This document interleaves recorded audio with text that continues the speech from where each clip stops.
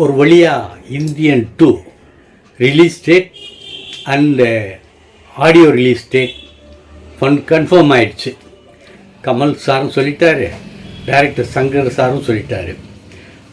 ஜூலை 12 படம் release, June 1 படத்தினுடைய audio release, ரெண்டுமே கன்ஃபார்ம் ஆச்சு. இன்றைக்கி நான் நம்முடைய ரெட் ஜெயிண்ட் அவங்கள்ட்ட பேசினேன். அவர் செண்பகமூர்த்தி சொன்னார், சார் இதுதான் டேட்டு, இதுதான் இது அப்படின்ட்டு. இந்த இதுக்கு காரணமாக இப்போ மிகவும் எதிர்பார்ப்பு அதிகமாக இருக்குது இந்தியன் 2. ஏன்னா அந்த படம் முதல்ல வரும்போது லஞ்ச ஒழிப்பை தான் மையமாக வச்சுருந்தாங்க. அந்த கதையினுடைய இது லஞ்ச ஒழிப்பு தான்.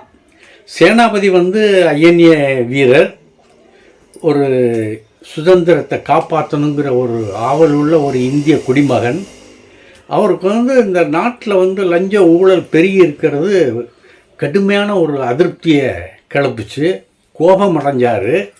அவருக்கு தெரிந்த வர்மக்கலை மூலமாக அந்த லஞ்சம் வாங்குறாங்கள்ல அவங்களையெல்லாம் தண்டிச்சுட்டு அதெல்லாம் முடித்த பிறகு அவர் ஹாங்காங் போயிட்டார். அதை நான் ஏற்கனவே பதிவில் சொல்லியிருக்கேன். இப்போ இந்த ஹாங்காங் போனவரை மறுபடியும் தமிழக மக்கள் கூப்பிட்றாங்க திரும்ப. லஞ்ச ஊழல் மட்டுமில்லை, அதை விட பெரிய பெரிய அநியாயம் அக்கிரமங்கள்லாம் நடக்குது. அதை நீங்கள் தான் தட்டி கேட்கணும். சேனாபதி வந்தால் தான் இதுக்கு ஒரு விடிவு காலம் வரும். சுதந்திர இந்தியாவுக்கு ஒரு பெருமை தேடித்தரும். ஆகையினால நீங்கள் மறுபடியும் வரணும் அப்படின்னு சொல்லி கோரிக்கை விட்டவொடனே அவர் உடனே திரும்பி வர்றாரு. திரும்பி வந்தவர் இந்த இந்திய அரசியலில் என்னென்ன அலங்கோலங்கள் நடந்திருக்கு, எவ்வளவு கோல்மால் செய்தாங்க அரசியல்வாதிகள், அந்த ஊழல் அரசியல்வாதிகளெல்லாம் என்ன செய்கிறாரு அப்படிங்கிறது தான் இந்த இந்தியன் 2னுடைய கதை. இந்த கதைக்காக சங்கர் ரொம்பவே மிகவும் கஷ்டப்பட்டிருக்காரு. டெய்லி பத்திரிகையை பார்ப்பாராம். பத்திரிகையை பார்க்கும்போது அதெல்லாம் எங்கே நாடு பூரா லஞ்சம் அதை தான் இருக்குது. ஆனால் அதை விட இன்னொரு பெருசாக கிடைக்கணுமே அப்படிங்கிறதுக்காக காத்திருக்கும் போது தான் ஒரு நாட் கிடச்சிது. அதை வச்சு தான் அந்த கதையை டெவலப் பண்ண இது பண்ணிடுச்சு. இப்போ 3வது பாகமும் ரெடி அப்படிங்கிற மாதிரி அவர் கருத்தை சொல்லியிருந்தார். இப்போ ப்ரொமோஷன் வேலைகள்லாம் ஆரம்பமாகிருச்சு. உலகநாயகன் ரொம்ப தீவிரமாக ப்ரமோஷன் வேலைகளில் ஈடுபட்டிருக்காரு.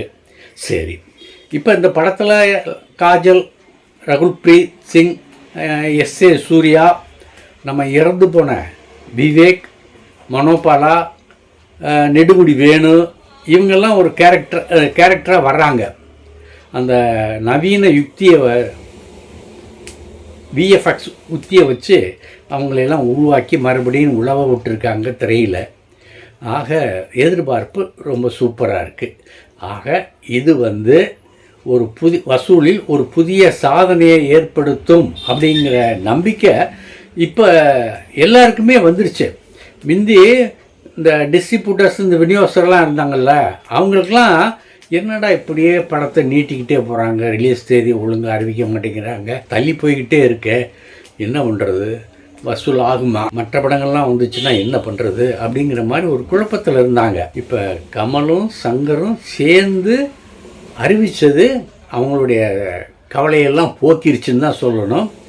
இப்போ உலகநாயகன் கமல்ஹாசன் மும்பைக்கு போயிருந்தார், அடுத்து பெங்களூர் போயிருக்காரு. இப்போ இன்னைக்கு வந்துடுவார், இங்கே மற்ற வேலைகளை பார்ப்பாங்க. சரி, இதற்கிடையே இன்னொரு முக்கியமான முட்டல் மோதல் விவகாரம். தல அஜித்துடைய குட் பேட் அக்லி இந்த படத்தினுடைய முதல் போஸ்டர் வந்திருக்கு. அந்த முதல் போஸ்டரில் அவர் தன்னை வித்தியாசப்படுத்தி காட்டியிருக்காரு. அதாவது பிரம்மாவுக்கு 4 தலைனாலும் நம்ம பார்க்கும்போது நமக்கு 3 தலை தான் தெரியும். அந்த மாதிரி அஜித்து குட் பேட் அக்லி, ஆனால் ஒரே ட்ரெஸ்ஸு தான். அந்த ட்ரெஸ் முழுக்க டிராகன் படம் இருக்குது. உடம்பெல்லாம் பச்சை குத்தி இருக்காரு, வித்தியாசமாக இருக்குது. அதுவும் அந்த ட்ரெஸ்ஸில் இந்த டிராகன் படம்லாம் இருக்குது. ஆக அந்த கேரக்டருடைய இது எப்படி என்னதுன்னு தெரியுது. குட், அந்த இதுக்கு ஒரு இதை நம்ம இந்த 3ல் குட் அப்படிங்கும்போது அந்த இடது பக்கம் தெரிகிற அஜித் இருக்கார்ல, அவர் வில்லங்கமான ஒரு குறியீடை காட்டுறாரு, நடுவர்களை காட்டுறாரு. இந்த நடுவிரல்ங்கிறது உலகளாவிய ஒரு மோசமான குறியீடு. ஆண்களாகட்டும் பெண்களாகட்டும் அது ஆபாசத்தை குறிக்கிற குறியீடு. அதை காட்டியிருக்காரு. ரெண்டாவதில் கண்ணாடி கூலிங் கிளாஸ்லாம் போட்டு கொஞ்சம் ஒரு ஒரு கொடூரமான ஒரு பார்வை. அந்த மூணாவது வலது பக்கம் இருக்க அந்த மூணாவது படம் ரொம்ப இது, அந்த மேக்கப்பில் அந்த கைகள் எல்லாம் பூரா அந்த குத்துனா குமட்டில் இல்லை, குமத்துலேயே முதுகுலேயே எங்கே குத்துனாலும் நொறுங்கி போகும். அந்த மாதிரி ஒரு இது போட்டிருக்காரு. எல்லா படங்கள்லேயும் அது வரும். அது எனக்கு என்ன பேர் சொல்ல தெரியல, எல்லா அதுலேயுமே வரும். ஆக இந்த குறியீடு இதெல்லாம் பார்த்த உடனே தல ரசிகர்கள் ரொம்ப சந்தோஷமாக இருக்காங்க. திருக்கிது மாஸ், யாரை என்ன நினச்ச எங்கள்கிட்ட வாழாட்டுற அப்படிங்கிற மாதிரி நிறைய கமெண்ட்ஸ் போட ஆரம்பிச்சிட்டாங்க. இதை பார்த்த விஜய் ரசிகர்கள் சண்டையை ஆரம்பிச்சிட்டாங்க. ட்விட்டரில் கிளம்புனா ரொம்ப ஆபாசமான கமெண்ட்டுகள்லாம் வருது. இது என்ன இது 3 தேங்காய் இது அரிசி மாவை பிடிச்சி வச்ச மாதிரி 3 உருவம் அப்படின்னு ஒருத்தன் கிண்டல் பண்ணுறான். இன்னொருத்தன் ரொம்ப ஆபாசமான சொல்லிட்டு என்னமோ அது அந்த ஆபாசமான சொல்லு தான் வருது, என்னான்னே தெரியல. இதெல்லாம் அந்த 2 ரசிகர்களுமே தவிர்த்தாங்கன்னா நல்லா இருக்கும். ஆனால் யார் கேட்குறா? இந்த ரசிகர்கள்னாவே சண்டை போடுறதில்ல, அந்த கெட்ட வார்த்தை தாங்க சேருது. இது எங்கே போய் முடியுதுன்னு தெரியல. ஆனால் அவர் தலையினுடைய ரசிகர்கள் கண்ணியமானவர்கள், அவர் சொன்னால் கேட்பாங்க அப்படிங்கிற மாதிரி தான் இருக்குது. ஆனால் ரசிகர் மன்றத்தை அவர் கட்டுக்குள்ளே இல்லையே. ரசிகர் மன்றம்ங்கிறது கிடையாது, கலைச்சிட்டாரு. அதனால் அந்த மாதிரி எதுவுமே இது பண்ண வேண்டியது, கண்டிக்கிறதுக்கு ஒரு வழி இல்லாமல் இருக்குது. ஆனால் அந்த சிலர் தாங்களாகவே சுய கட்டுப்பாடோட அந்த ரசிகர்கள்லாம் கரெக்டாக இருக்காங்க. இங்கே விஜய் ரசிகர்கள் யாரும் தனிப்பட்ட முறையில் திட்டக்கூடாது, வையக்கூடாது, இது பயன்படுத்தக்கூடாது, ட்விட்டரை அதுக்கு பயன்படுத்தக்கூடாது, அது நம்முடைய கருத்தாக இருக்காது அப்படிங்கிற மாதிரியெல்லாம் சொன்னாலும் அந்த ரசிகர்கள் கேட்கல. பயங்கரமாக திட்டுறாங்க. எங்கே போய் முடியுதுன்னு தெரில. சரி, ஒரு ஆள் சொல்லியிருக்கான், நிறையெல்லாம் கேங்ஸ்டர் வேஷம் போட்டுக்கிட்டு நாங்கள் தான் கேங்ஸ்டர்னு சொல்லுது ஊழையிடுது அப்படின்னு ஒரு ஆள் விஜய் ரசிகர்கள் சொல்லியிருக்கான்.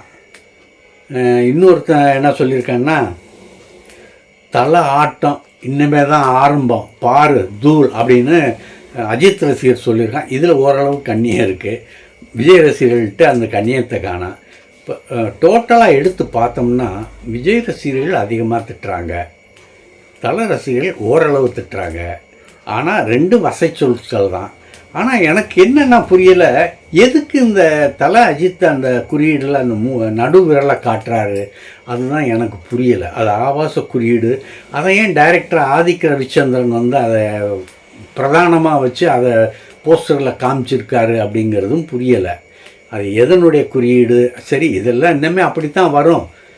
அவங்க சொல்கிற குறியீடும் உலகத்தில் உழவுற குறியீடும் வெவ்வேறையாக இருந்தால் நல்லா இருக்கும். ஆனால் அது வேறையாக இருக்கிறதுக்கு வாய்ப்பே இல்லை. உலகளாவிய கருத்து அந்த நடுவர்களை காட்டினால் ஆபாசம் ஆபாசம் ஆபாசம். சரி, மீண்டும் சந்திக்கலாம். நன்றி. இந்த வீடியோ உங்களுக்கு பிடிச்சிருந்தா லைக் பண்ணுங்கள், கமெண்ட் பண்ணுங்கள், ஷேர் பண்ணுங்கள், சப்ஸ்கிரைப் பண்ணுங்கள்.